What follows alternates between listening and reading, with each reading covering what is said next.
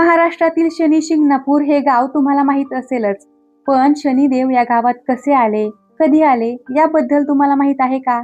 खूप वर्षांपूर्वी या गावात खूप मोठा पाऊस झाला. नदी नाल्यांना पूर आला. त्यावेळी गावाजवळच्या नदीत एक काळा पाषाण वाहत आला. एका मेंढपाळाला तो दिसला. त्याने काठीने तो ढकलला. त्यावेळी त्यातून रक्त वाहू लागलं. हे पाहून तो घाबरला.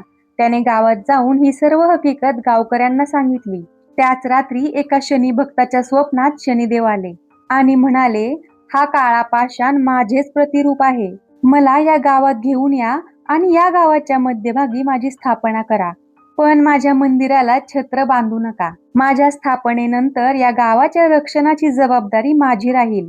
सकाळी शनी भक्ताने हे पडलेलं स्वप्न सर्व गावकऱ्यांना सांगितलं.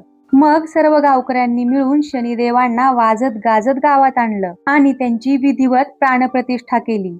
इथे सर्व गावाची रक्षा शनिदेव करतात असं मानलं जातं. त्यामुळे इथल्या घरांना आजही दरवाजे नाहीत.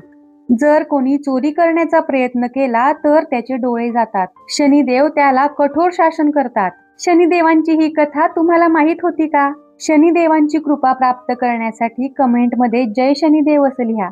धन्यवाद.